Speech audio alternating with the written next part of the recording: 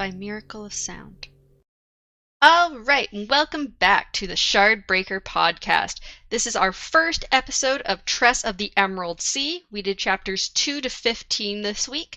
I am Midnight, your host, and I am here with Mythic. Hola. And Darkness. Hello. And so we start with chapter 2, The Groundskeeper. So we begin with the fact that Tress is an extremely ordinary girl. She doesn't have an urge to adventure or practice fencing or have any secret ties to royalty or gods. She has her parents, whom she loves, and her little brother, who she sometimes squabbles with. She also has a collection of cups, and people knew of her love of different types of cups and would often bring her some from all over the world. She had heard about oceans of crimson, azure, and even gold. She would give the sailors pies in return that she had baked herself and bought the ingredients from money she earned cleaning windows. Tress also often showed her new cups that she would get to Charlie, the Duke's son, who sometimes pretended to be the groundskeeper around Tress. Tress was completely not fooled, though, as Charlie obviously didn't look the type who worked due to his neat haircut and soft hands. There also weren't many plants for him to pretend to water.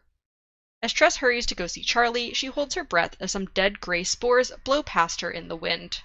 So what do you think about Charlie pretending not to be the Duke's son whenever he's with Tress? I mean, hey, sometimes you need to role play. Okay. I figured it was gonna be this for the reason that that it really was. Mm-hmm. Where he didn't want to be, He wanted to be himself, not the Duke's his son. station. Or whatever. Yeah. Apparently also the Duke's son isn't really supposed to talk to the poor window cleaner girl. He's not. Yeah. The The gardener is. groundskeeper. Yeah, it's the groundskeeper, not the Duke's son. Definitely not. Uh-huh. As Tress passes the guards at the entrance to the Duke's manor, Tress gives them pies before hurrying on. Charlie was practicing with his fencing sword, but quickly stops when he sees Tress. His lies are completely obvious as he pretends he was gardening with the sword, and goes on about how there is always war near the King's Island, so many gardeners there trim plants with swords. Tress liked how obvious Charlie's lies were, and she felt that his lies were sometimes more genuine than other people's truths. Charlie and Tress then sit down on a stone wall, and Tress brings out a pigeon and carrot pie with gravy for him. She's happy to see him smile in delight after taking a bite of it. He then pokes around in her basket some more until she brings out the tin cup to show him, asking about the language written on it. Charlie mentions that it's Iriali, although the Iriali had apparently disappeared 300 years ago. He also mentions they had golden hair, similar to Tress's, although Tress insists her hair is not golden. So what do you think about the fact that the Iriali have apparently been on Tress's planet and have been gone now for 300 years? I'm not surprised. You said they're going everywhere, right? They're getting around. I think they're supposed to go to 7 different planets, is what their religion says. Also, when I was reading this, because I don't think I ever got a mention of her carrying a goddamn fucking basket around. Yeah, she carries her basket around her pies. Yeah, I was like, where the fuck did she pull out all these fucking pies from? They're also very small, as in the picture, little handheld pies. They're not full on. But also she was taking the cup too, so I was like, yeah. How many hands you got, girl? A lot. Enough to clean windows with. Yeah, what did you think, Mythic, about the Iriali being brought up again? I super hope we get to see some of them. They'll come back because they're moving on to new planets and stuff, right? Mm-hmm. Yeah, so they I'm trying to remember if they said Roshar was their second or third planet, but we know that they were on Roshar for a while, and then we know that they go to Scadrial after Roshar, and so they've been to at least 2 other planets that we know of, and at least one before Roshar, and then this one. I mean, we can talk about where we think this is in the timeline later on, but it seems like this is probably after Scadrial. So this is at least their 4th planet, if not farther along the line in their travels. Then once they're done their journey, the one is supposed to reunite and become one again. Okay, without them doing anything? I can see if I can find the actual quote. Coppermind, the one. Okay, that's not the right page. Iriali. Religion. The Iriali worship a god called the One. According to this belief, the One knew everything but had experienced nothing, and so the One became many in order to experience all things. As each experience is different, it brings completeness to the One. Eventually, all will be gathered back in when the seventh land is attained, and they will once again become one. So yeah, so they need to travel to 7 different planets before the One can become one again. Huh. What you're saying is Void is Urialic goddess. Traveling to all these planets. I'm gonna see if it says. Yeah, so they call it the Long Trail, a series of 7 lands which must be attained. Oh, so Roshar's the 4th land. So this is potentially the 6th land. So when they left here, potentially they're on their way to the final land. Mm-hmm. I wonder what that one is. Don't know. We have no idea. You don't think it's that one world where It's they originate from? it's very possible it's Yolen. Yeah. But Yeah, the thing that's is, what if Yolen was the first land? I feel like it's either the first or the 7th. Like maybe like the one Adonasium originated on Yolen, but maybe he's gonna reform somewhere else, unless it's like a circular thing and both the first and the 7th land are the same. Maybe the first one was. There's a thing going on with that planet, though, right? With Yolen? Yeah. So Yolen is like It's hidden. cut No one off can or get something, to it right now. Yeah. No one can even find it. Maybe it was like you need to travel through all the planets to have like some sort of like shard or something, some sort of connection to what's his name? Adonasium. Adonasium? In order to like reveal where Yolen is. Maybe the Like, to Iriali are get the a ones full hiding it, connection. and it gets revealed when Adonasium becomes whole again. I feel like if anything, it'd be like that connection thing, you know? So like you gotta get a vibe of all of them, and then you'd be able to find it. Interesting. Because yeah, the fact that no one can even find it is interesting, because people know where Taldane is. Taldane's just inaccessible. But they know where it is. Right, but it's hard enough to get like from planet to planet. Mm-hmm. If you can get through all of them, right, and then you get a vibe of them, you know what you're looking for. Mm. Oh well, that's what I think is gonna happen. So. Mm-hmm. So they then joke about stories a bit and how the people in stories are portrayed. Charlie calls himself a coward, but says he would go to try to save Tress if she was captured. After hearing the Duke shouting in the manor but not coming out, Charlie again mentions that the writing on the cup does mention that it belonged to a king at one point. He then asks her about her day, as he begins eating more of the pie she brought. Tress goes on about her time in the market and how she bought a salmon that had come from another island that has lakes. As Tress talks, she feels warm and thinks she doesn't just like visiting Charlie to talk about pies and cups, but instead it was about gloves. So what do you think about Charlie and Tress's relationship? They're adorable. And with the whole thing that happens later, I completely called it and was like, yep. He's going to just fuck him over. Which sucked, because I like them two together. They're so cute! I really hope she finds him. I like how it's kind of like the reverse of the whole thing they're talking about, where like Charlie's the damsel in distress that she needs to go save. Yep. I didn't even think of that. Yeah, Charlie's the damsel in distress, and Tress is the great adventurer hero. Didn't put on her armor though. No, she didn't put on any shining armor. Maybe well, it doesn't undercover have to be hero. shining. It just has to Maybe be she'll armor. get some shining armor on the way. Maybe. It could be dull armor, remember? Well, Charlie just says he wouldn't shine the armor, but most of the stories they were talking about had shining armor. But he's like, that feels like a waste of time to shine the armor. But I mean, she's got lots of time on ships. Maybe she would have time to shine the armor. And then she's used to cleaning anyway. She is. She's very good at cleaning. She's very good at shining windows. She could shine the armor real quick. So we then get chapter 3, The Duke. And Tress is continuing to compare Charlie to a pair of good gloves, because the more time she spends with him, the more right their time together felt. She and Charlie awkwardly flirt a bit before Tress sees the Duke watching them from a manor window.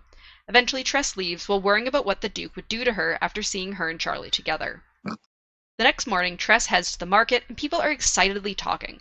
She was worried that the Duke would do something to her because of what he had seen, but instead he had made a different announcement. The Duke and his family were going to leave the island that day. So what do you think about the fact that the Duke was, like, so pissed off to see Charlie flirting with Tress that he's like, nope, we're fucking leaving? Mm-hmm. I would be too. Why the fuck would my son associate with such filth? Do you think he had this plan for a while, or do you think he somehow, like, overnight was like, nope, we're packing up, time to go? Nah, he did it on the spot because he was like, oh fuck, like we can't get them to, stand up for what they want. What do you think, Mythic? Do you think he did it overnight, or do you think he'd been planning that for a while? I think he's been planning. He was planning for certain things for a while, yeah. I don't think he was planning for the second half of it, but I think that came just, yeah, he saw an opportunity. Definitely seems like he just wanted to get rid of his son as quickly as possible. Yeah, and he got what he wanted, I guess. So then we get Chapter 4, The Sun. Tress is shocked to hear the Duke and his family were going to leave. The Duke had left a few times to go see the king, but he had never taken his family with him before. This time, the announcement stated that because Charlie had become of age, they were going to offer him for betrothal to some of the different princesses of the civilized seas.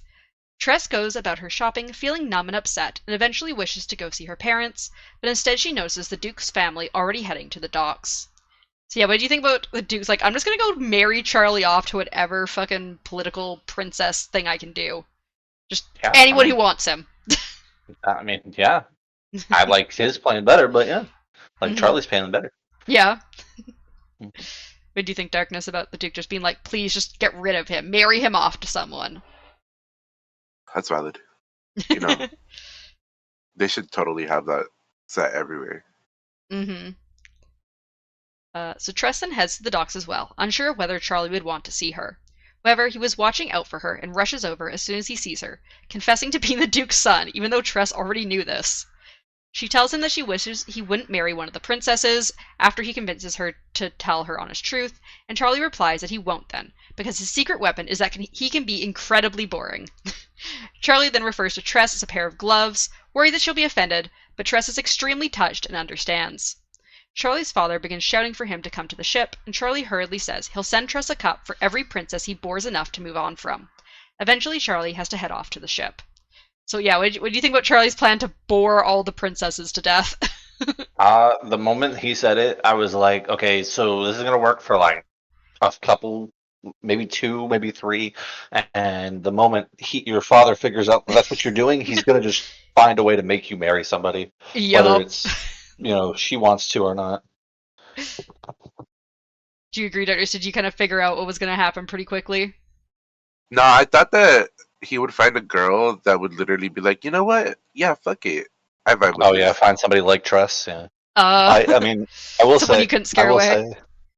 I will say that I had made that assumption originally, and then when the last cup doesn't show up, I was like, oh shit, maybe there was a woman out there who could actually, do so. But but I was soon vindicated by the fact that I was correct. So vindicated. So Tress climbs up a cliff to watch the ship leave, and then spends time busying herself with work and taking care of her little brother. Eventually, a cup is delivered by Hoyd, the cabin boy, who is also the narrator of the story. I don't understand why he had to self-insert himself. Oh. The cup was porcelain and didn't have a single chip in it, and it came with a letter. The letter described how Charlie had told the princess about strange noises his stomach made, and when that didn't put her off, he claimed to keep his toenail clippings and give them names. But yeah, so were you surprised that Hoyd was narrating the story and is also a part of the story? What do you think about that? I think it was stupid. Why are you self-inserting? The whole vibe after... Fuck, I don't remember. It was like a couple of chapters in.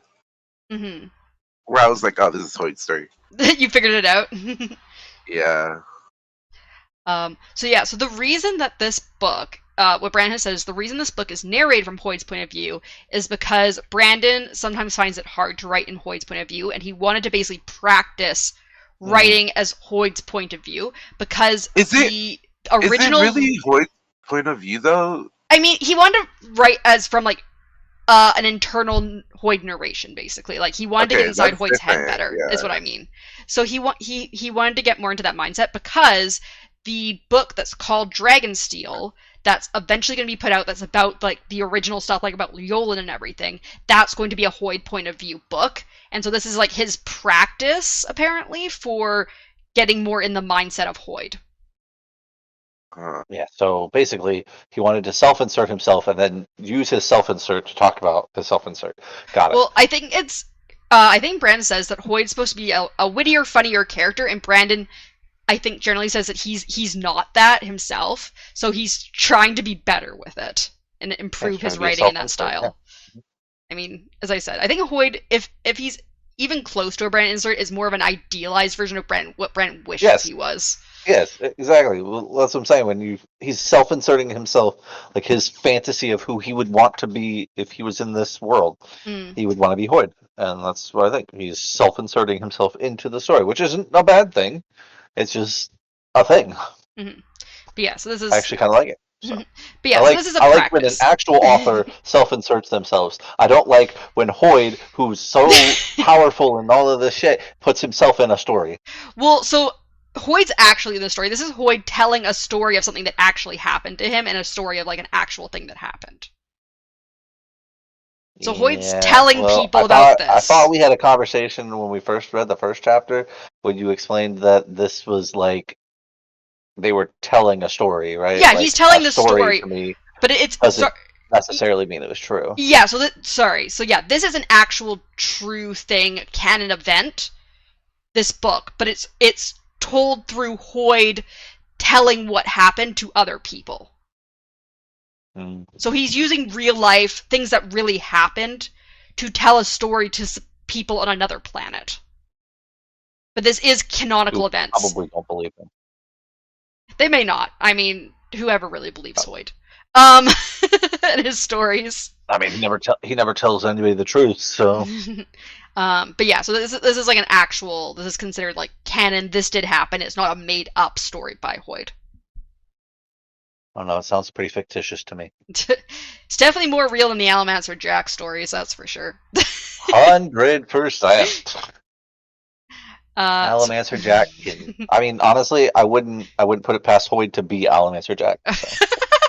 Honestly, neither would I. Telling stories, you know. So the second cup that came for Tress was made of pure red glass. The second princess he had put off by describing his breakfast to her and counting out different sized pieces of scrambled egg. The third cup was made of... Not gonna lie, I would have loved this guy. Charlie? I would have found that... Yeah, well, no, just that part when he said...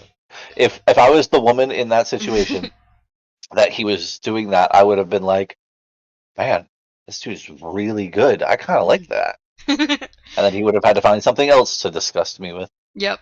So the third cup was made of solid pewter and a letter about how Charlie bored the princess with discussions on various punctuation marks, including some that he made up. The fourth cup... Oh man, that would be so much fun. I'd be helping him make up more. I think the first one would have been the one that put me off the most, which is him naming and keeping his toenail clippings. Yeah, that part, no. I think that's where I would have been put off as well. But the first, or the next people, no, not as much. The fourth cup had a butterfly painted to be flying over a red ocean, and there was no letter this time, only a picture of two gloved hands holding each other. Tress waited for months for a fifth cup, but none ever came. Instead, after a year, the Duke sent a letter announcing that he was returning with his family, including a new daughter-in-law. So what was your first thought when you heard the Duke was coming back with his heir and daughter-in-law? So you kind of said already what you thought, Mythic. Yeah, like I said, I for a second got me thinking that maybe I was wrong, but then I wasn't, so. Mm-hmm. What did you think, Darkness? Did you think Charlie had actually married someone? Yeah, I did. Yeah, I thought he was gonna pull up and he was like, you know what? No, I thought he was gonna pull up and he was gonna act like Tress wasn't like there. Damn, that'd be fucked up. So yeah, Chapter 5, The Bride. We move forward some time to Tress sitting with her mother, wishing she had told Charlie she loved him before he left. Her mother tries to I comfort wish she would have too. her. Her mother tries to comfort her before they notice the ship drawing closer to their island. Me, the Duke, and Charlie were back, along with Charlie's new wife. They followed the crowds to the docks, getting a good view from near the bakery. However, as the Duke and his family got off the boat, Tress immediately notices the Duke's heir is not Charlie. The Duke announces to the townspeople that That's not what she immediately noticed. She Well, immediately noticed the woman, and then him, and then the Duke, and then I meant the that she fact immediately notices about the guy that's supposedly his heir, is that he's definitely not Charlie. Is what I meant by she immediately notices. Because when he like walks off, she's like, that's not Charlie. That's a himbo. She definitely noted about the woman. Yeah, she know that the woman came off as well, but the woman came off before Charlie, the supposed Charlie did. Yeah, that's what I'm saying. Minutes talking about content, not time frame. Yeah. Yeah, exactly. Like, what the heck? Why are we going to just bypass the fact that this woman looks very similar to her? I don't know. I just didn't think she was that important, the princess. What are you talking about? She's a princess. Of course she's important. We barely see any. This is like the only time we see her. At that point, we didn't know that. Oh, right. She's going to be listening to the podcast. Yeah, she is. Well, I have to represent her, Okay. I'm sorry. Thing, Midnight wants to just put her off like she's some common street We urchin don't care or about some princesses shit. here. We see princesses in every book. This is about an ordinary girl who goes to save her boyfriend. What? In every book? Yeah, pretty much. Yasna's a princess, Ciri's a princess, Serene's a princess, so Vin's not really a princess, I guess, but she marries an emperor. But she marries the emperor, so she's an empress. But she's not a princess, though. Yeah, but it's still basically the same. No. So we're dealing with this. Mm-hmm. So if you had stated that we see royalty in every book, yes, but no, we don't see princesses in every book. Basically every book. Who's the princess in Shardbreaker? Ciri. And Vivenna. Oh, she's not. They're not princesses. Okay, they are princesses. Their dad is a king. They are princesses. She eventually becomes queen, but she's a princess originally. Their dad is a fake. He is not a king. Bitch. He is not a king. He's technically still a king. You can still be a bitch and a king. Not. You can't be a king without a queen. His queen died. So the Duke announces to the townspeople that an accident happened to Charlie, and that he had adopted his nephew to become his heir instead. He boasts about how the man does not speak much, and that 10,000 men died under his command in the Battle of Lake Privy. Which, how is that a, good thing? Right? The man says it like it's a good thing, and I'm like, wait, what? They mentioned earlier as well how a bunch of guys died under his command as well back in war, and he got a bunch of, and I think Tress's mom at one point is like, well, he must have been good at war because he survived when so many other people died in the war. They know nothing about war here on this island. Clearly, they know nothing about anything. They're very secluded. They stepped off the ship and they were like, "Who's that?" And then he was like, "I brought drinks," and they were like, "Party!" No. Yeah, they didn't even give a shit about Charlie anymore. That's crazy. I think Tress is the only one who gave a shit about Charlie. Which is crazy. He's such a good guy, man. Right? What the hell? He's just a genuine person. All these people are fake. Yeah, because the Duke goes on about how my nephew doesn't talk as much as Charlie. He barely speaks. It's great. Charlie was just such chatterbox. No one likes him. Not even I. Yeah. So Tress's mother then hurries off to try to imagine not being loved by your own parent. God. I know. At least Tress is loved by her parents. Is she though? Yeah, Tress is definitely loved by her parents. Nah, I feel like they've sent her off. They were so happy to send her off. The father was definitely happy to send her off. He's like, bye, get out of here.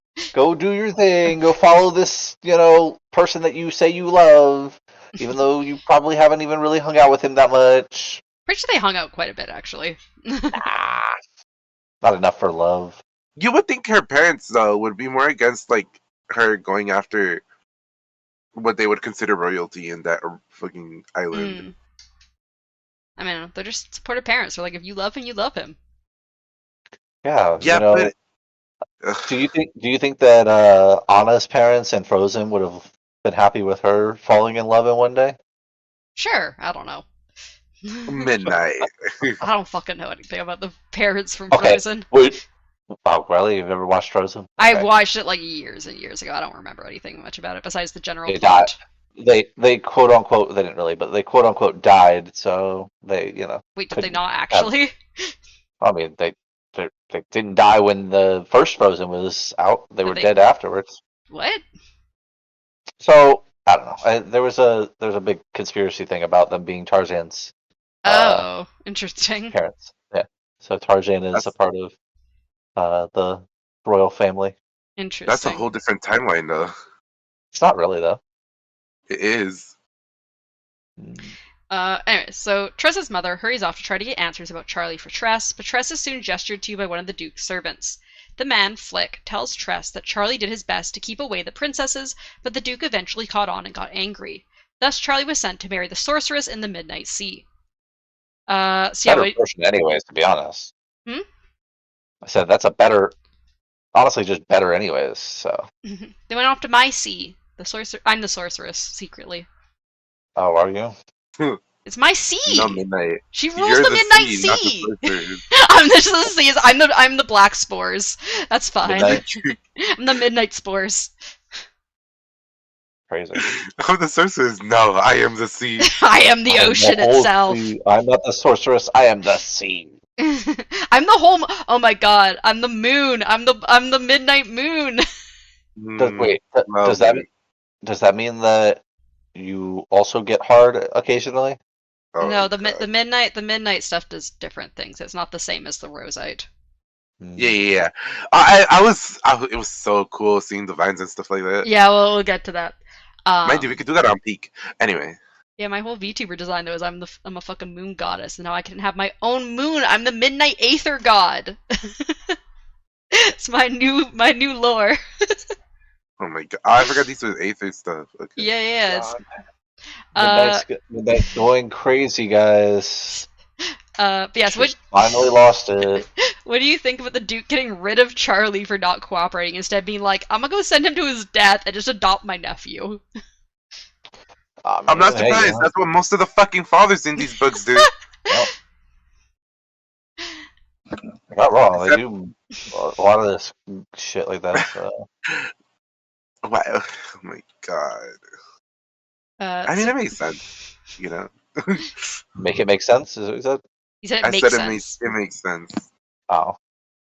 So Tress is shocked that Kim would want the sorceress married, but then quickly realizes the Duke sent Charlie off to die, since the sorceress likely would not go along with the marriage plan. Tress is also given the fifth cup, which had been broken at some point in their travels. The sorceress apparently sends out raids along the borders of the Verdant Sea, and to get to her stronghold you must go through the uninhabited Crimson Sea to get to the Midnight Sea, which is the most deadly of them all. The Midnight Sea is the most deadly? Yeah. Yes. They probably talk your ear off, to be honest. Probably. Tress spends 3 days trying to get more information and eventually finds out more from Brunswick, the Duke's steward. He tells Tress the sorceress had sent out a ransom letter, but the king had declared it a trick to kill more ships trying to save Charlie, and thus declared Charlie dead. After 2 more weeks, Tress gathered the courage to ask the Duke to pay the ransom for Charlie, but he refused and also forbade her from washing windows anymore. After 2 months of being lethargic and depressed, Tress decides she needs to go rescue Charlie herself. Wait. Why here's my question. Mhm. Why stop her from washing windows? Like, what does that really do? I think he's just punishing her for, trying to, get with his son or something. Oh, don't do chores anymore. It's a punishment. Well, I mean, it's stopping her from He's not making getting money. paid. She says that she makes less money doing the sock knitting with her mom than she did washing But windows. she's doing more work, less money. Yeah. Ah, okay. She's still gotta work, but, she just can't wash windows, which makes apparently better money. But yeah, Probably 'cause she's really good at it, to be honest. Yeah. Yeah, what did you think about the king and the duke refusing to pay Charlie's ransom? I mean, they don't want him anyways. He's like, doing stupid shit, not actually what they want. Mm-hmm. They're like, nah, you're just a pain in our ass. Just fucking go die. Who cares? Or we'll just say you're dead. And Yeah, then, we're like, we don't actually care if you die or not. Just go over there, and whatever happens to you happens. I mean, I liked the idea that he's going to be like I thought the idea of him marrying the sorceress to be like, oh yeah, the sorceress is marrying him so that we'll have an alliance of some sort, right? Would have been a great idea because I'm sure the sorceress wouldn't give a shit and would probably just silence him. But She would just curse him, yeah. yeah, like I mean, then she wouldn't have to worry about how annoying he is being. Maybe But they'd get along. We don't know what sort of personality she has. yeah, maybe Maybe he's she's already dead. maybe she's Tress. Oh damn, Tress is secretly the sorceress all along. Maybe she's not an ordinary person. Damn. So then we This get, ordinary darkness. and then we start part 2 of the book, which starts with chapter 6, The Inspector. And Tress understands that the idea of trying to rescue Charlie from the sorceress was insanity, but she felt like it was more insane to live her life without him. Thus, she bakes her parents some quail egg pies and sits them down to tell them how much she loves Charlie and that she is to go to rescue him. Her father eventually states that they have to let Tress do this, as she is a practical and reasonable person and has likely already considered every other option, and decided this was what she needed to do. Tress's mother thinks Tress's mother is not happy. She thinks it's a terrible idea, but eventually agrees to let Tress go. Both of her parents think she's too selfless and says that they will be okay with her gone and she doesn't have to worry about them and her brother. So yeah, what do you think about the reaction of Tress's parents? Father seems to, be supportive of his daughter, I guess. As much as I want to shit talk the father, his view on the situation is pretty valid. Yeah. He understands what his daughter's thought process is. Yeah, he understands that she doesn't rush. She's not a reckless person, so he's like, if she's suggesting something like this, she must be really fucking serious about it. Yeah, she must have thought it through or something. I like that it's less like oh, she doesn't have she doesn't have an option, but we could still force her to not go. And it's more like, oh, she doesn't have an option, but I'm completely confident that she's doing the right thing and is capable of doing it. They have a lot more faith in her than she does in herself. Which is crazy, because she's literally fucking useless anyway. I'm joking, but yeah. No, she's cool. I like her. I like Tress. She's rapidly growing into one of my favorite characters. I love Honestly, Tress. I'm just waiting for her to have power. I mean, waiting for her to use some insane. She has powers. The power to be normal. So although Tress knew Charlie might be in danger, she knew she needed to take her time and plan things carefully. Her mother and her knit socks near the docks, watching the ships and the people that came and went from the island. Wow, that rhymed. Did it? Socks near the docks. Oh, it did.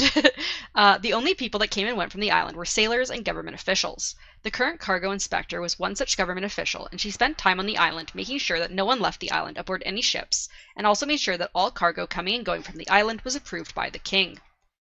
So yeah, what do you think about Tress being the type of person who literally just takes her time and plans things out instead of rushing into danger like a lot of characters tend to do? Name one character. Vin. Kelsier. What? No. Kelsier's a god. He's exempt from characters. Okay, I can agree with that. Kaladin thinks these Shalon. Okay. Shalon is her whole thing is thinking. She literally rushes into the fucking ghost blood meetings and she's like she didn't rush in. She thought about it, and then just chose to do so. She still thought about it. No, Kaladin. Kaladin. Kaladin dies in books 3 anyways. No, Kaladin dies in book 3. Yeah. But yeah, so eventually it's been confirmed, Darkness. No, he doesn't die if we don't reach book 3. Oh my gosh. Yeah, we'll just never read it. Eventually, Tress came up with a plan, but she wasn't sure it would work on some of the townspeople they had to get past. Her father suggests they might not need to trick the townspeople, but instead they could get them to help. But Tress didn't want to ask that of them, as they would be punished if the inspector found out. Tress's father suggests she just goes to bed to rest. She was basically falling asleep at the table, and once she does, he heads out. So what did you think about Tress not wanting to get others involved in her plan in case they got punished? Well, it doesn't go that way, does it? It I mean, yeah, they don't get punished I feel from like what they we get punished. know. Yeah, I feel like they get punished. Mm. So let me get Chapter 7, The Father. So Tress's father, Lem, goes to the tavern and begins playing darts with several other patrons, although not the ones that Tress needed to help her. As he played games, he steadily reminded people of times he had helped them throughout the years. Lem was always happy to help people and never brought up asking for anything in return unless it was urgent and important. It quickly gets out that Lem needs help from the 2 dock workers and the tavern bartender, as Lem continues to play darts, aiming for where the Duke's balls would be if he was on the wall and the dartboard was part of his chest. So what did you think about Tress's father using his connections to get help for Tress's plan? He ever won. He's actually like doing everything he can to support her. Mm-hmm. Yeah, to help her out. He's like, I'm gonna go pull in all of my fucking favors. Also, did you like the dart? The reason they were aiming for under the dartboard was because it represented the Duke's balls. Pretty good. To be honest, I didn't catch on to that. They explain it right at the end where they're like, yeah, so if there's like this spot on the wall that looks like a face, and it kind of looks like the Duke's face, so if you consider the dartboard to be like his coat, these 2 knots farther down are basically his crotch. And there's like guys wincing when he gets like bullseyes on the wall under the dartboard. Uh-huh. They're like, ooh. That makes it even better when they're like, oh, have you been getting better at darts? Yeah, he's aiming completely below the board. No one aims at the board. I wouldn't even use that target. I'd use the actual real thing. Oh. So the next morning, the 3 men that Tress needed help from show up at their doorstep, begging to help her. A little over a week later, and a ship came back into the dock that didn't come by often, with a need for the kegs they were ordering from the tavern to be inspected. When the inspector came, she found a raven-haired girl in one of the kegs, and then got onto the ship with the kegs to go tell the king herself of what had happened in the town. However, Tress hadn't been hiding in any of the cargo, and obviously wasn't the raven-haired girl. Instead, she had pretended to be the inspector to the sailors who were unfamiliar with the island. So what do you think about Tress's plan to be the inspector to get onto the ship? It's pretty smart. It was. Chapter 8, The Stowaway. As the ship sails away, Tress sees the actual inspector coming to the docks. The dockworkers tell the inspector that the ship had insisted on leaving without inspection. Tress then turned to look at the ship and the clear blue sky that was now free of the smog of the mines. She was worried about spores, but the railing of the ship was lined with silver, and she was sure it must be relatively safe to travel the oceans, considering ships frequented the island. Tress was wearing the spare uniform of the inspector, which they had stolen the night before, and her mother had altered to fit her.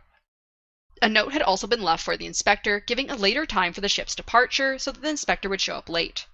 Tress had also brought very little with her, only a bundle of clothing and a few of her favorite cups, including the butterfly one from Charlie.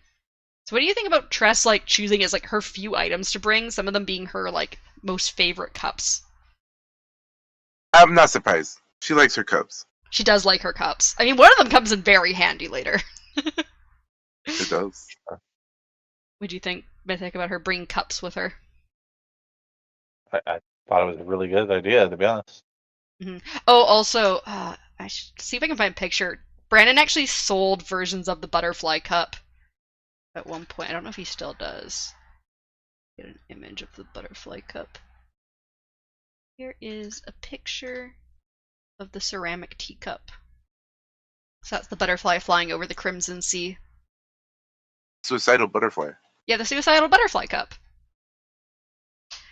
So Hoyd then explains that the spore oceans work on fluidization, which is when air pumps up through the bottom of a sand-like material and makes it act like a liquid. The people on the planet call the air bubbles the seethe, and they would generally be ongoing, although periodically they would stop for a time, which could strain a ship from hours to days. So what do you think about how the spore oceans work? I don't understand that part. Is it like bubbles? So have you ever seen how you can make sand into basically a liquid? Where, like, if you, like, hit it hard, it's solid, but if you, like, slowly sink your hand in, it basically acts like a liquid? Yeah. Yeah, so that's how it works. So basically, air geysers, like, way under like, the ocean, are, like, pumping, like, circulating air through the spores so that it becomes like that. So it's like it's a fluidization effect. Wait, so is it constantly blowing? Yeah, so it's it's constantly a liquid, like acting like a liquid, except for like every like so often the seas will stop and it like goes solid for a bit, like sand dunes. They explain later. So it's basically just the oceans are basically made of spore sand, but that like it gets air pumped through it to make it like act like a liquid.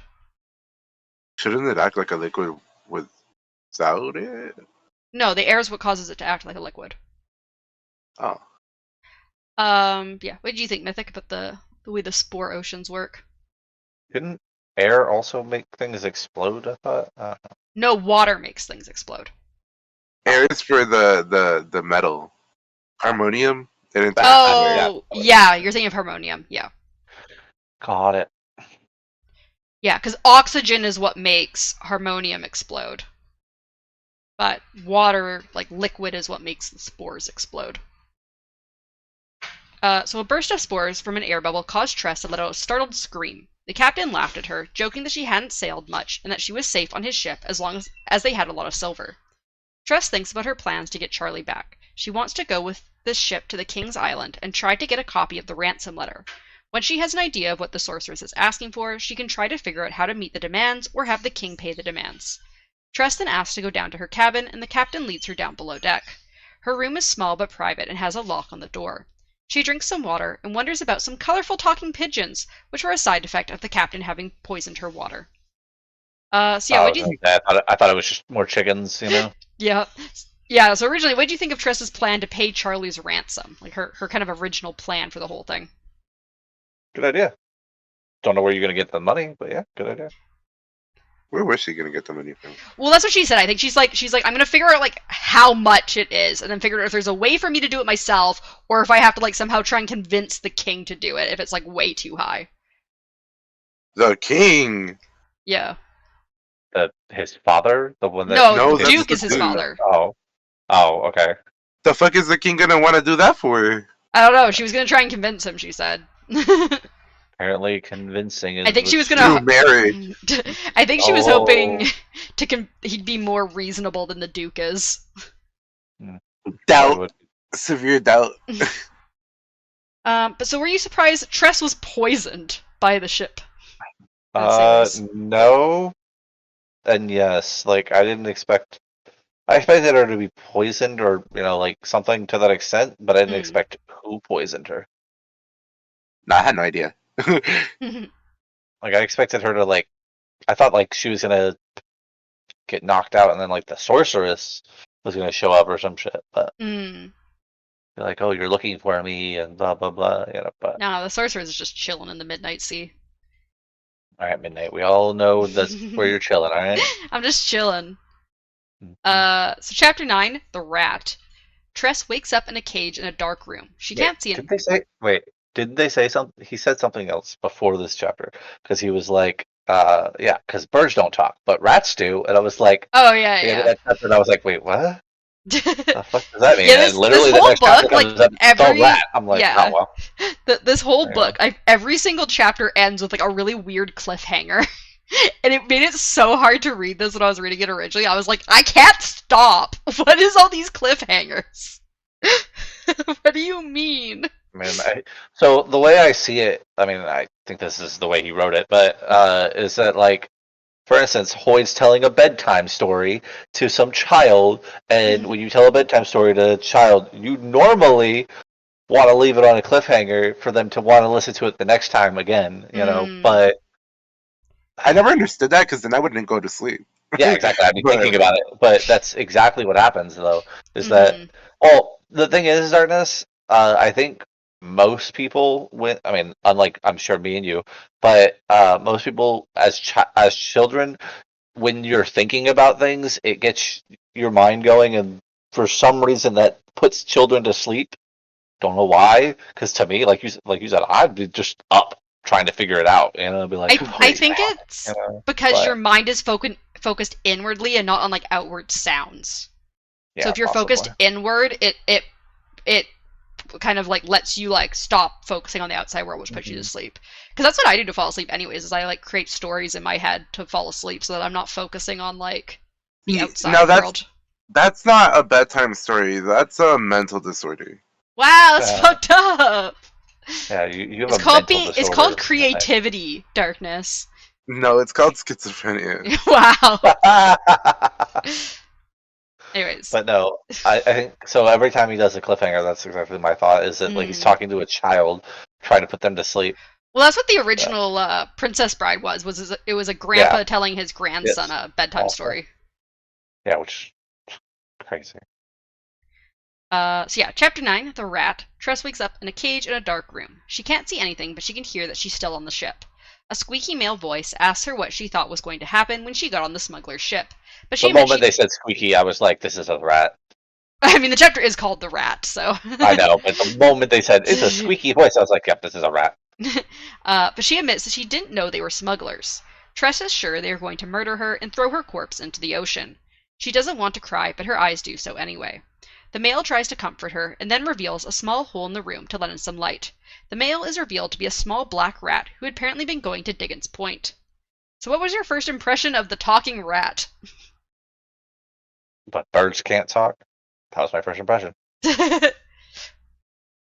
Oh, no. She said these colorful birds, and like I was so used to the chicken thing from before and them being parrots, and I was like, and then when Hoyt is like, oh yeah, but birds don't talk, I'm like, but they do. Parrots talk.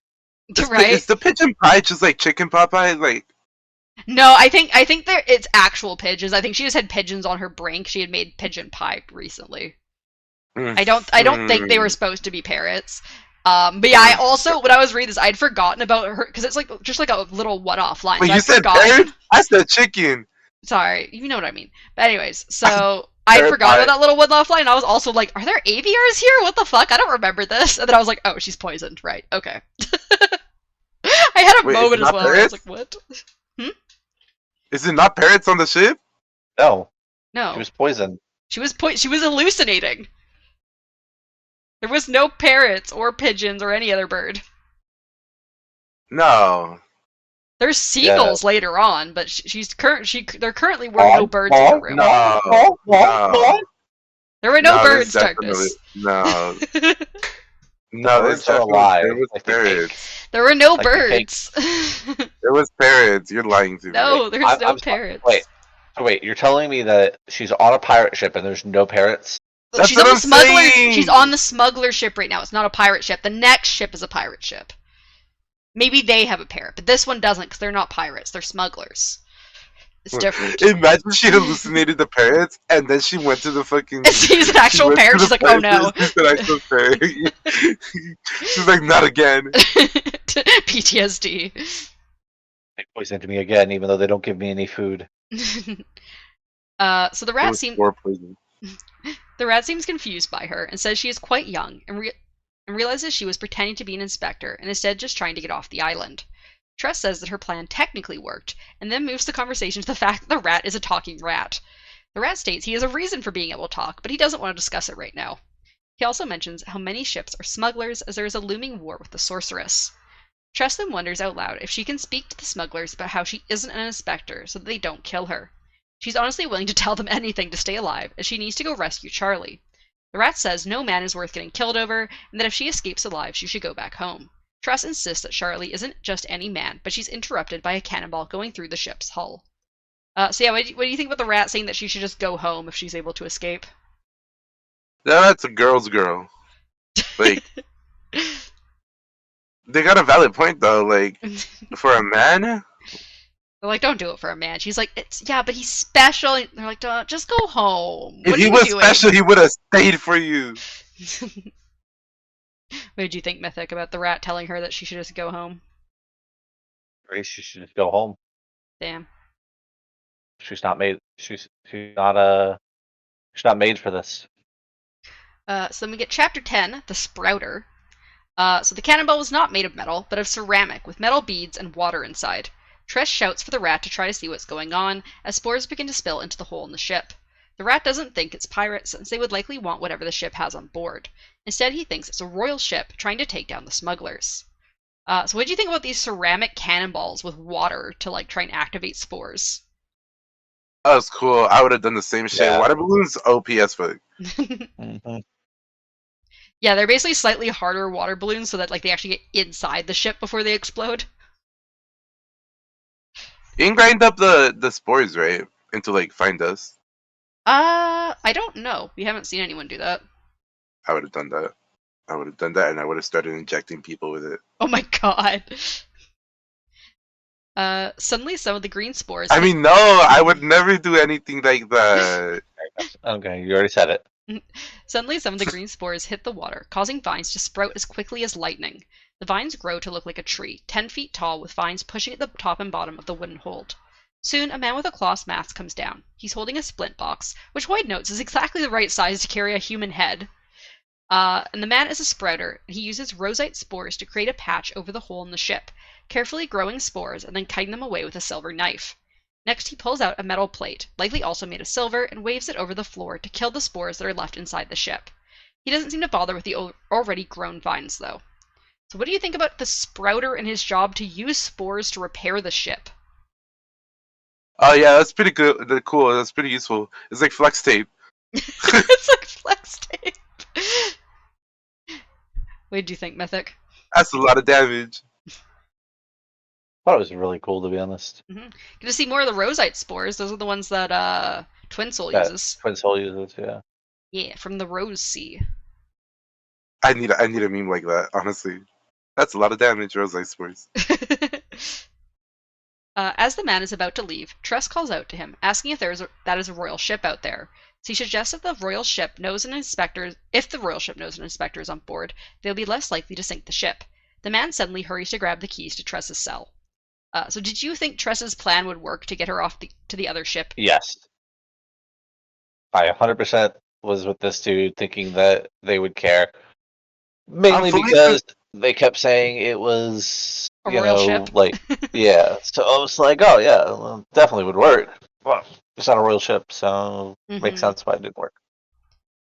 I'm fully convinced she has like a minor level of Hoyd's ability. A fortune. What, the luck thing? Yeah. So we get Chapter 11, The Thief. Tress is hauled up to the top deck, and she can see the other ship firing at them. The smuggler's ship was trying to weave back and forth to avoid the cannonballs, but eventually one exploded near the ship, causing the vines to sprout up and hold onto the side of the ship. Sailors run with axes to try to chop away the vines so they aren't stuck in place. So what do you think about this type of naval fighting where they've got like the water cannonballs and then they've got axes to chop away the fucking like sprouted spores and everything? Sounds like they've just figured their shit out. Yeah, it's like environmental based combat, so it's cool. Yeah, it's like Usopp in One Piece firing off plants. Mm. I know neither one of you understand that, so. The Sprouter Dorp says Tress's idea as his own about using her to stop the royal ship from shooting at them. The captain says it's a good idea and tells Dorp to try to get Tress in view of the other ship. They bring Tress up to the front of the ship and have her wave at the other ship. Tress hopes her inspector uniform will help, but the other ship either doesn't see her or doesn't care as they shoot more cannonballs at the smugglers. Dorp calls Tress's idea stupid and drags her back down below deck and towards her cage. However, as they go down, the ship suddenly lurches and stops moving. Tress falls to the floor from the sudden movement, right on top of some dead spores, which causes her to panic in case any of them are still alive. The Sprouter starts saying, "No, no, no," as he hurries back above deck, and Tress realizes that the seethe has stopped. Another cannonball shoots through the ship, although instead of exploding, it goes straight through the other side. Tress panics for a moment before realizing she could walk across the sea to the other ship, which is less likely to want to harm her. She goes for the hole, and the rat calls for her to watch out as the Sprouter grabs at her, wanting her coat to try to use her idea for himself. Tress scrambles for a weapon and eventually finds her pewter cup, which she smashes into the man's head and causes him to go limp. So what did you think about Tress using one of her cups to take down the Sprouter? I mean, cups are useful, finally. That's funny as fuck, actually, using like a minor, not even supposed to be weapon object. There's this thick, strong pewter cup. She's like, "Fuck you!" Smashes it into the back of his head. It makes sense that it's pewter, you know? Yeah, right? It's the strong metal. So Tress finds her things and then apologizes to the rat for almost forgetting him. She opens his cage by breaking the lock on it with her pewter cup, and he climbs up onto her shoulder. He tells her his name is Huck, as his real name wouldn't work. She introduces herself as Tress and then steps out onto the spores. So what did you think about Tress wanting to walk to the other ship? Is a pewter cup just a goblet? I think she calls it a tankard. I think it's like a big. Oh, like a big thick, like yeah. Yeah. It's cool. That reminded me of Dune. the walking on the spores thing. Yeah. I got a nice picture of her walking across the spores with the ship like getting destroyed by the vines. Oh, Shamba, Yeah, I got that too. There's so many no pictures picture. those chapters. Shamba, there's no pictures. So, no pictures in our Darkness, guide. have you noticed how the chapter titles are slowly more vines going around the chapter number? Yeah, I was looking at that. The design is It's pretty so cool. pretty. I was gonna ask if like the design changes based on the ocean they're in. Don't know. We'll find out. Cause that's gonna be cool. That's gonna be awesome. I'm really hoping. I want to see a red one so bad. Wait. Before we keep going, are we gonna be able to see what the other spores do? Like all of them? Not all of them. No, what do you mean? I know. I was really sad about that too. I want more. I want more on Tress's planet. Wait, so we just don't know in general? Why would you make me read this shit right now? I think they give us most of them, but not all of them. That's so unfair. Which ones do we not get? I'm trying to remember. I know we get the blue. We get crimson. We get midnight. We we obviously get know what the rose does. The purple? Don't know if we get a purple. No. So we get roseite. I think Zephyr is the blue spores from the Sapphire Sea. Can I just get a list of them? Because it's not even giving me like the verdant ones on this page. Why? I know at least one more of them than what's on this one page. Wait. Midnight can't do it. I'm gonna other... go look it up myself. Oh, here we go. I'll go to the They give us myself. 7 of them. They give us 7 of them out of the 12. So we get What? Crimson, Zephyr, Verdant, Sunlight, Midnight, Man. Roseite, and Bone. That sucks. You better start writing. That's not enough. So I believe the Sunlight ones are the gold spores. Yeah, so we get a little over half of them. Alright. So chapter 12, The Crow. Tress slowly and carefully walks across the spores, her shirt pulled up over her mouth. She does her best not to kick the spores up into the air around her. Another cannonball flies overhead towards the smuggler's ship. Huck makes a comment and Tress looks back to see a man who had been shot and fallen off the ship. His blood was causing the spores to grow, and he soon fell beneath the spores. Gulls flew overhead and attacked some of the vines. Tress slowly continues forward, and Huck mentions that the seas could start up at any moment, as many breaks only lasted for a few minutes. Tress knew this, but the spores were hard to walk on, so she couldn't move too quickly. She was also worried about the spores that are getting into her boots and reacting to her sweat. So what do you think about how, like, even just, like, some sweat could end up killing Tress as she's walking across here? It's just liquid, so. I would have died in this planet. Yeah, no, I sweat too much too. You gotta be in, like, a hazmat suit walking across here. So another sailor had seen what Tress was doing and began running across the spores. However, he soon had vines sprouting from his eyes as he fell over, dead. Another sailor was walking confidently across the spores, surpassing Tress, who was walking a bit more carefully. She sees a person with a musket on the royal ship. At first the person aims at Tress, but then shoots the sailor that had passed Tress instead. Vines sprout up due to the man's blood. Tress is not shot at, so she keeps walking. So what do you think about the pirate ship not shooting at Tress? Well, until she gets on it, it's still a pirate ship, right? I mean, it's not. We don't know it's a pirate ship yet. I think they realize that, like, it must. I think Huck does say just before they start heading across that, like, it's definitely not a royal ship like he originally thought. They don't know for sure it's a pirate ship, but they're like, yeah, this doesn't seem like a royal ship after all. But they're not. Why wouldn't they shoot her though? Don't know. We don't know. Maybe they think they can, like, use her for leverage if she's actually an inspector. Maybe they can tell that she wasn't, like, on that ship willingly. They're just, I don't know. We don't really know her reasoning. I mean, the captain eventually wants to throw her overboard again at one point, so. Like, immediately wants to throw her overboard. Yeah, they're like, oh yeah, you got her up? Okay, throw her back overboard. Yeah, like, I was like, what the hell? She's like, wait, no, I can be useful, I promise. Actually, she just got on her knees and started screaming. Yep.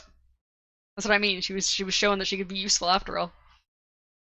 Unlike you. Once I mean, Tress, she's a sorceress. Of course, she's not. She doesn't have to be useful. once, Sorcerers. once Tress eventually makes it to the ship, the sailors above look down at her, neither shooting her nor helping her. Huck mentions that he thinks he was wrong about it being a royal ship, as the sailors aren't wearing uniforms. Tress sees no way to climb up, so she uses a little spit to flick towards the ship, causing a vine to grow up it. She then begins to climb as Huck cheers for her. She then grabs onto a porthole next to the name of the ship, the Crow's Song. The siege begins again, and the vine she had used to climb up sinks down beneath the spores. The smuggler's ship also begins to sink, and Tress can hear the sailors screaming as they die. Only 3 men survive, and the sailors in the Crow's Song shoot 2 of them. Tress clings to the side of the ship, unable to get up to the deck. Sailors periodically glance down at her, and eventually, just when Tress thought her arms would give out, a rope appears next to her. Tress clings to it and is dragged up to the deck of the ship. She could survive for 15 minutes. We'll let her run. So yeah, were you surprised? When you said the Crow's songs, I kept hearing croissant. Croissant. A croissant ship, yeah. So yeah, what did you think about the pirates killing all but 1 of the smugglers? They needed to keep one for A message. exactly. So the man that helped Tress up says that the captain had said if she lasted 15 minutes, they were allowed to help her up. Tress was surprised it had only been that long. She asks what type of ship they are, and the man replies that they pretend to be a king's ship sometimes, and Tress soon realizes they actually are pirates. Captain Crow then comes over, a woman with a harsh face and tan skin. She tells the crew to throw Tress overboard as she looks too scrawny to be able to do anything to help out. Tress, trying to prove that she could be of use, quickly grabs a bucket and brush that she sees nearby and begins scrubbing the deck. The captain watches her for a second, drinking out of her canteen, before walking away without another word. Tress works for hours, wanting to prove her worth, before eventually passing out on the deck. So what do you think about Tress trying to prove herself so that she isn't thrown overboard? I mean, it's her only option. I would do survival. Yep, survival for sure. So then we get part 3, chapter 13, The Cabin Boy. Tress was woken up several times through the night by a kick as she was told she was underfoot. However, when she finally properly wakes up, her first thought was of Charlie and that she was naive for thinking she could save him. She heard someone calling below deck for the first watch to eat. Tress slowly gets up, hoping she could get some food as well. However, she's stopped and told that the captain has listed her as third watch, which was never called, and Tress thinks that she's likely the only one that is part of third watch. So what did you think of Tress's treatment her first night on the pirate ship? Kind of expected it, to be honest. What'd you think, Darkness? What was the question? What'd you think of Tress's treatment her first night on the pirate ship? I mean, it makes sense. It's a new person, you know. Why not kick her? And not feed her? So Tress eventually tries to get to work scrubbing the deck again, but finds that she's out of water and soap. Eventually a sailor, who ends up being Hoyd, comes over and gives her a new bucket. He says a very weird phrase. You here? He says a very weird phrase, and the narrator, Hoyd, states that he doesn't want to talk about it. Tress gets to work scrubbing the decks and watches some of the pirates as she works. She's surprised to see that she recognizes many of the other pirates as sailors who would contract work with various boats. They didn't seem like the type who would be ruthless pirates. What do you think about the ship being made of a bunch of just, contract sailors? you know, called privateers for a reason. What do you think, Darkness? Repeat the question. What do you think about how the crew is mainly made up of, contract sailors? They're not just, they haven't been pirates for a long time or something. They're just, these random sailors that I mean, they recognizes. seem to have a system going, though, which is great. Even as contract people. So Hoyd wanders by again, mentioning eating his own shirts. Huck calls him weird, and Tress says he's generally pretty nice. Hoyd, the narrator, then explains that he had an encounter with the sorceress because he needed something from her, and she ended up cursing him. Her curse had taken away his sense of taste and his 4 other senses. So what did you think of Hoyd's condition at this point? Before we get the further explanation. His condition. How did he even get like that? He says that he went to go see the sorceress because he wanted something from her, and she cursed him. You will be cursed forever and eternity. He said that she took a sense, right? He says that she took his sense of taste and his 4 other senses, which he doesn't explain further until later on. So I was saying, at this point, what did you think about her curse? I thought he was just dumb. Yeah, that was very stupid to me too. So Huck then mentions that he did see them sewing a pirate flag, and they are likely new to this. He wonders if they sank the ship by accident, but Tress says they left one guy alive on purpose and hadn't covered the name of their ship. She also thinks the pirates are working so hard on the ship to try to forget what they did the day before. She thinks that there is something very wrong on this ship. And then we get chapter 14, The Dugs. So we start this chapter calling the Crows, mentioning that the Crow's song is quite a large ship and has a crew of about 60 people. White states that he will call all non-important members of the crew by the name Doug, regardless of their gender. White also mentions that every civilization somehow ends up with the name Doug, no matter what the language or type of creature.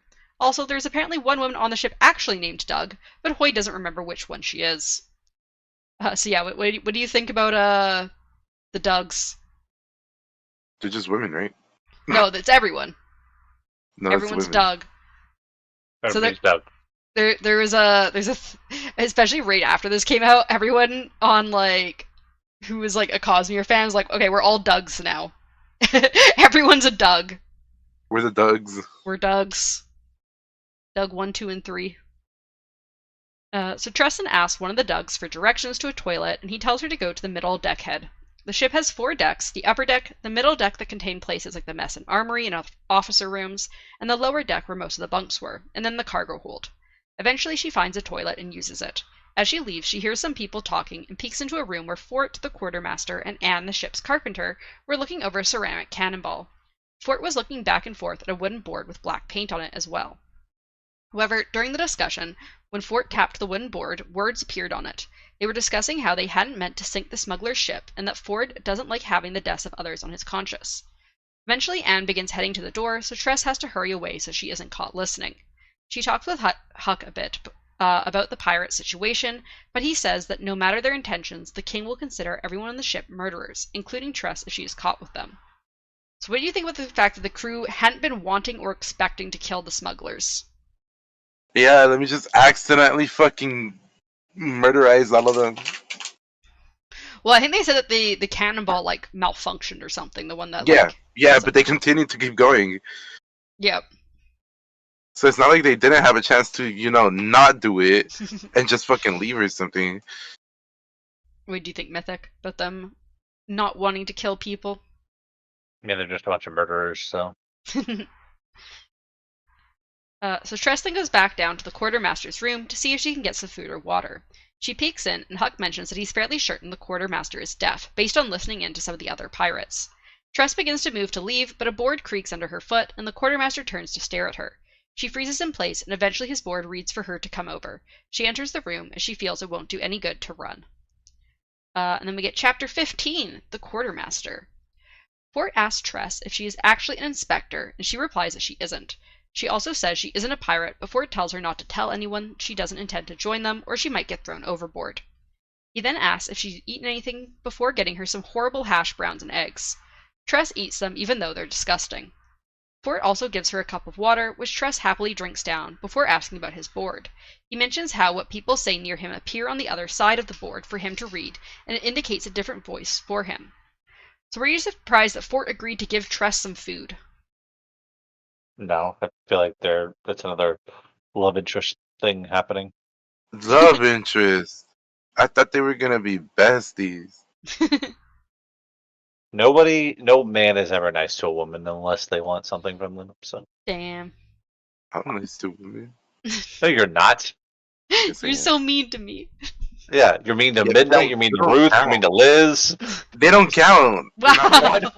Oh my god! That's fucked up. Also, I hear you yelling at your niece and your mom all the time. Okay, first of all, I yell at my nieces because that's my job. And second of all, I don't yell at my mom. We yell to communicate. We yell to communicate. Also, Fort mentions that he's probably going to want something from Tress in the future. What do you think he's going to ask for? Once her powers become a thing, that's what he's gonna ask for her to use her powers for something. Are the spores not usable for anyone? It seems like they might be. I mean, Tress is able to So just that's what I'm put some assuming. thread As long at as you, have the mechanisms to use them, you're good. I don't know. Maybe maybe he wants to take over the ship. So Fort then mentions that he got the device from a wizard from the stars that used it to translate messages to their language. He had traded hard to get the board because of how useful it would be for him, since he's deaf and his hands are messed up, so it's hard for him to write. Boyd mentions that he wasn't the one who brought the board, which is Nalthian technology, a board of awakened predictive connection circuits. Fort then shows Tress the other side, where he's able to type out messages, and also mentions that he has to charge it in the sun once a week. What do you think about this advanced Nalthian technology? Magic. Is it? I don't know, because it could be like common and it could be not. Like we haven't seen any other signs. So it's definitely not something we've seen before, and it definitely wasn't something that was around on Warbreaker when we were there. So this is obviously sometime in the future, Yeah. compared to when we read Warbreaker, because they did not have basically tablets on Warbreaker. Yeah, in the book afterwards that we didn't ever get to read. Yeah. So yeah, basically the Nalthians are doing like computers and stuff at whatever point in the future this is. They've got awakened awakened predictive connection circuits. So basically I think they've made AI. Mhm. Oh no. So Sally, the helmswoman, then comes into the room. She was from the Sapphire Sea, like Fort, and had delicate features, although she didn't look at all fragile. Sally trades Fort 4 golden earrings for a pocket watch, and although Fort has no use for the earrings, he always likes a good trade. Tress then leaves, and Fort, as she goes, tells her to come back after dinner and he'll maybe have more food for her. Hoyd then enters the room as Tress leaves, eagerly going to eat some of the food. Hoyd the narrator also mentions that the sense of taste he lost was not actual taste, but the other type of sense of taste. He also lost his senses of humor, decorum, purpose, and self. So yeah, what do you think of Hoyd's curse of losing his sense of taste, humor, decorum, purpose, and self? So he's not even himself anymore, like at all. Yeah, exactly. Yeah, that's why he's being so weird, is because he's yeah. I wonder how he got cured, or maybe he just wore off. Yeah, I don't know. Or maybe he never got cured. Also, what did you think Hoyd wanted from the sorceress that caused her to curse him? Her magic. Yeah. Her hand in marriage. Her investiture. Yeah, you think she's got like a different type of investiture from like this planet? I don't and he think wants to leave anybody. it? I don't think anybody has investiture on this planet. Yeah, okay? But it's technically not investiture. It's like aether stuff, Yeah. which is different. that's what I'm saying. I don't think any of them have investiture, but I think Hoyd thought she did, and so attempted to try to get her investiture, and then Yeah, because as I told you ahead of time, there is no shard on this planet. There's no shard. There's no perpendicularity. This is just Nah, a planet. that's a with lie. Spores. It's the 17th shard. It's the 17th shard. All of the aethers became one, and they are the 17th shard. Mm-hmm. But yeah, so Hoyd then says the main people that we need to remember the names of are Captain Crow, First Officer and Cannon Master Lygart, Fort the Quartermaster, and the Carpenter, Sally the Helmswoman, and Ulam. But Ulam is dead, so he barely counted. So what do you think Ulam is if he's apparently dead but also a named character? not dead. But do you He's think a like cognitive shadow. Okay, because I was gonna say, like, is he human? Is he something else? Like, what you think? So you think he's a cognitive shadow, and that's why he's dead He's but not like- dead. Exactly. What do you think, Darkness? Do you think he's a cognitive shadow or something else? Was he mentioned previously?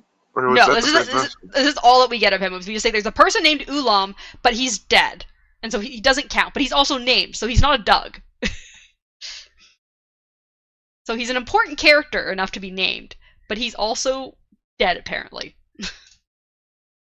You know what would be crazy? What? If it was a returned. Oh damn! Not a return. Like maybe it is a return? I don't remember the name. Oh, The zombie dudes. The zombie ones. Are they Yeah. the lifeless? No. Yeah. Yeah, were they lifeless? Right? Like I that? think. They were called Warbreaker Life? Yeah, Lifeless. Yeah, I think they were just called the Lifeless. Yeah. I got it right. I know what I'm talking about. That'd be cool. For once in your entire life, yeah. Yeah, they're mindless manifestations in a deceased host. Not mindless. Do you Not think he's a mindless. non-mindless one in a deceased host?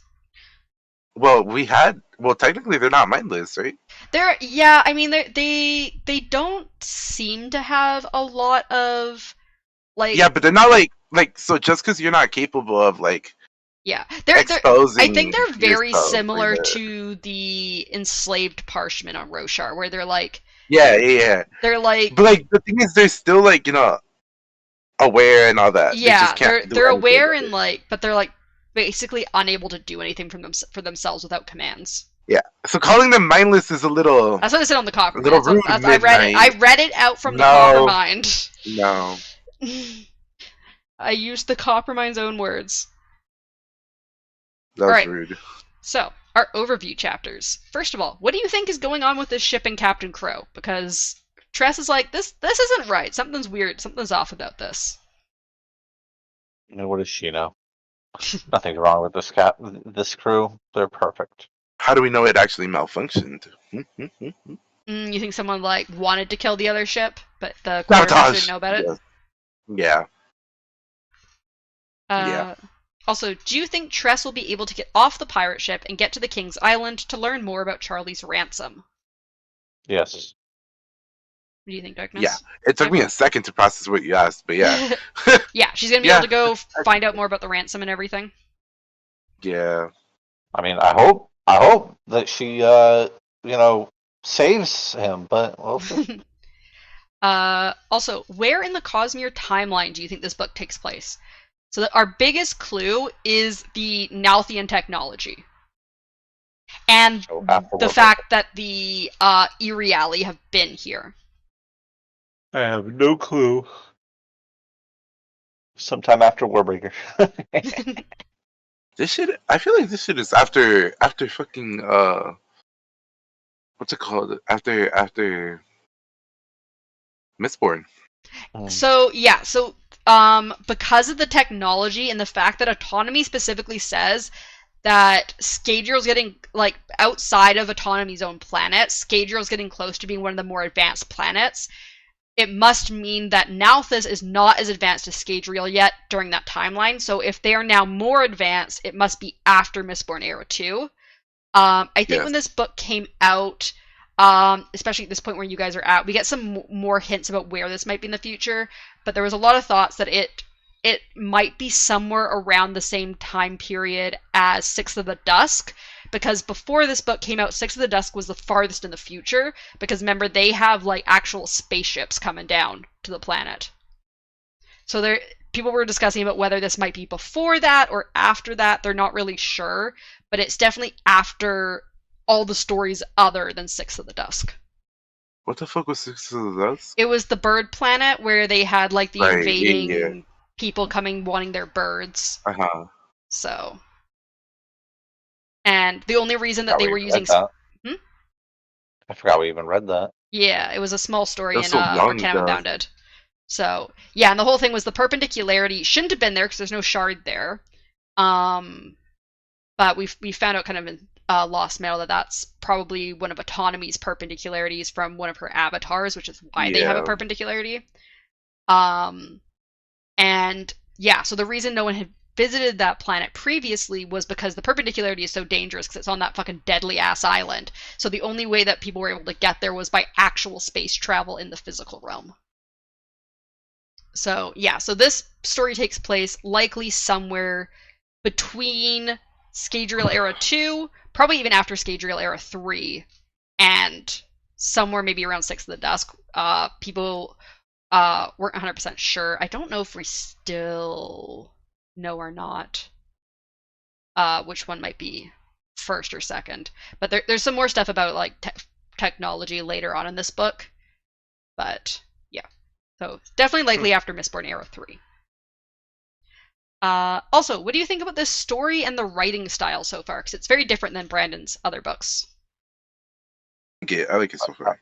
Yeah, I like the feeling of them reading me a bedtime story, to be honest. The very like narrator-esque feeling instead of it kind of being more of a Tress, because it's not even really a Tress POV. It's just it's just like a kind of outside third party POV of Hoid, kind of Hoid, but also not Hoid. It's kind of different to write because like usually I start all these chapters with, okay, we're doing this person's POV, but there really isn't other people's POVs in this book. It's Hoid narrating a story, which is mainly focused on Tress. But it's not really a Tress POV. But it is though, isn't it? It's not like really. Here's the thing. It has to be because Hoid just shows up. He doesn't. It's not like he's like, oh, I watched her do this and I watched her do that. I think it's considered. How would Hoid have known anything about what she did to get on the ship? So it's a third person POV for sure, but I think it's technically an outside perspective third person POV instead of an in the head third person POV. Like it's a little because like it's just a slightly different. I find it slightly different writing style than like our normal character POVs in the other books. It feels slightly more removed.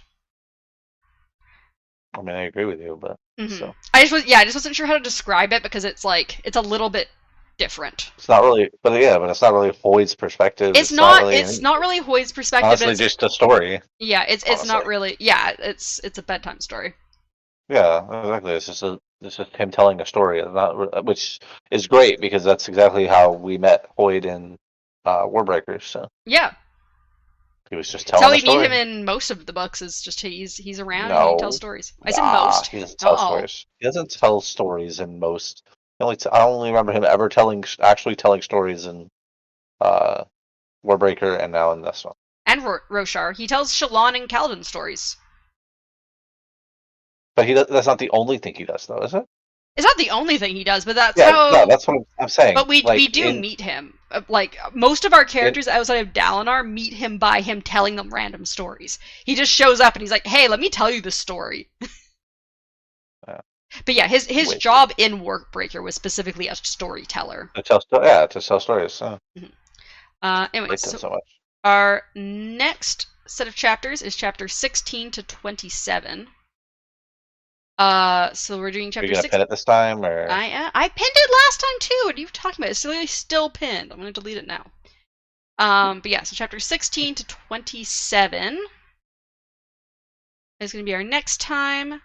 So yeah, thank you to Hubris, Kaladin Dies in Book 3, Kyle, and Danny the Spoon Lord for being our Patreons. Spoon Lord. We very much appreciate you, and we'll see you next time. Bye. Goodbye. Bye.